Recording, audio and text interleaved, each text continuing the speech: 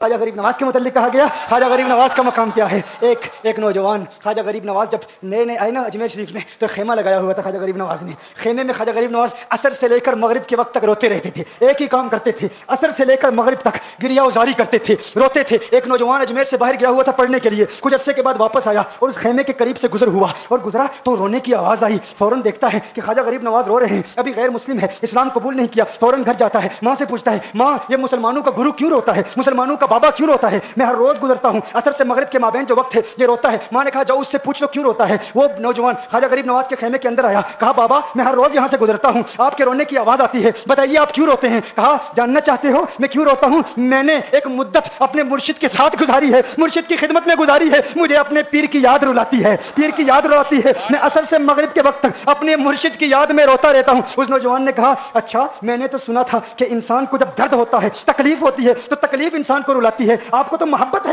یہ محبت میں بھی انسان کو رونا آتا ہے؟ کہا ہاں ہاں ہے نوجوان, انسان محبت میں بھی روتا ہے. کہا تو پھر مجھے بھی رونا ہے, میں بھی رونا چاہتا ہوں, مجھے بھی رونا سکھا دیجئے, مجھے بھی رونا سکھا دیجئے. کہا تو رونا چاہتا ہے؟ رونا چاہتا ہوں. کہا ٹھیک ہے, دو شرطیں ہیں, مسلمان ہو جا اور میرا مرید ہو جا. اس نے کہا میں ماں سے اجازت طلب کروں گا. ماں کے پاس گیا اجازت لینے کے لیے. ماں نے کہا تو ضدی ہے, جب تو ارادہ کر لیتا ہے, جو ارادہ کرتا ہے تو پورا کرتا ہے, جا جو کرنا چاہتا ہے کر لے. خواجہ غریب نواز کے بارگاہ میں حاضر ہوا, عرض کرتا ہے بابا میں پھر مسلمان ہونا چاہتا ہوں, مجھے مرید کر لیجئے. خواجہ غریب نواز نے مرید کر لیا, خواجہ غریب نواز کا مرید ہو گیا. اب خواجہ غریب نواز نے کہا اب وقت سارا میرے ساتھ گزرے گا, ناشتے کے وقت خواجہ غریب نواز کے ساتھ, سحری کے وقت خواجہ غریب نواز کے ساتھ, سحر کے وقت خواجہ غریب نواز کے ساتھ, پورا دن. اسے خواجہ غریب نواز کے قرب کی کچھ ایسی عادت ہو گئی, خواجہ غریب نواز کا دیوانہ ہو گیا, ان کا عاشق ہو گیا. کچھ عرصہ گزرا, خواجہ غریب نواز نے فرمایا اب تیرے لیے 3 دن کی چھٹیاں ہیں, 3 دن کے لیے چھٹیاں ہیں, 3 دن کے لیے چلا جا.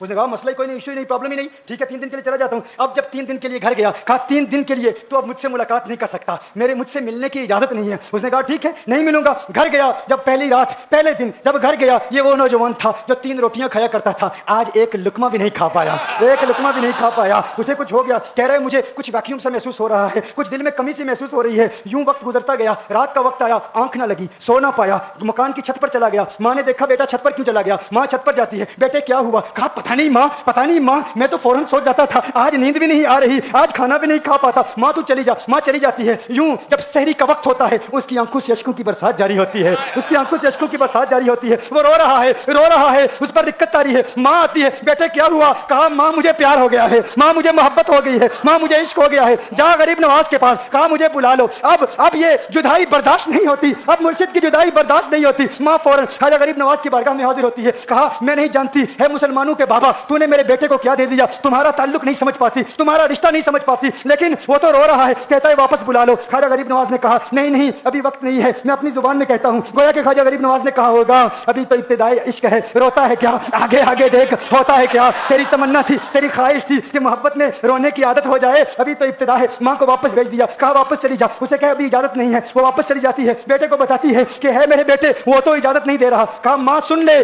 اب اگر نہ بلایا تو میں مر جاؤں گا, یہ محبت مجھے مار ڈالے گی, یہ محبت مجھے مار ڈالے گی. ماں اگر مجھے زندہ دیکھنا چاہتی ہے تو میرے مرشد کو راضی کر لے, میرے مرشد کو بتا دے اب یہ جدائی برداشت نہیں کر سکتا. ماں فوراً غریب نواز کی بارگاہ میں حاضر ہوتی ہے. کہا ہے غریب نواز کرم فرمائیے, مجھ ماں کی تمنا ہے, مجھ ماں کی آرزو ہے, وہ مر جائے گا. کہا ماں کی تمنا ہے, تیری بات مانتا ہوں, جا اسے واپس بھیج دے. وہ فوراً بھاگتا ہوا خواجہ غریب نواز کی بارگاہ میں حاضر ہوتا ہے. اس وقت خواجہ غریب نواز اپنے مریدوں کو درس دے رہے ہیں, ایک مجمع لگا ہوا ہے. وہ فوراً خواجہ غریب نواز کے دروازے پر کھڑا ہوتا ہے اور پھر مرید یہ منظر دیکھ رہے ہیں.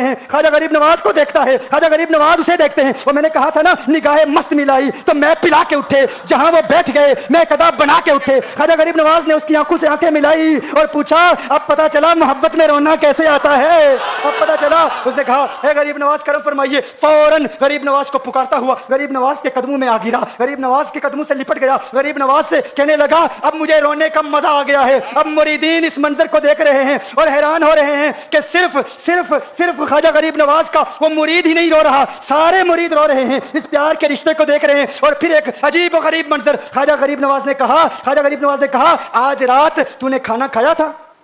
کہا نہیں کھایا تھا. خواجہ غریب نواز نے فرمایا میں نے بھی نہیں کھایا تھا.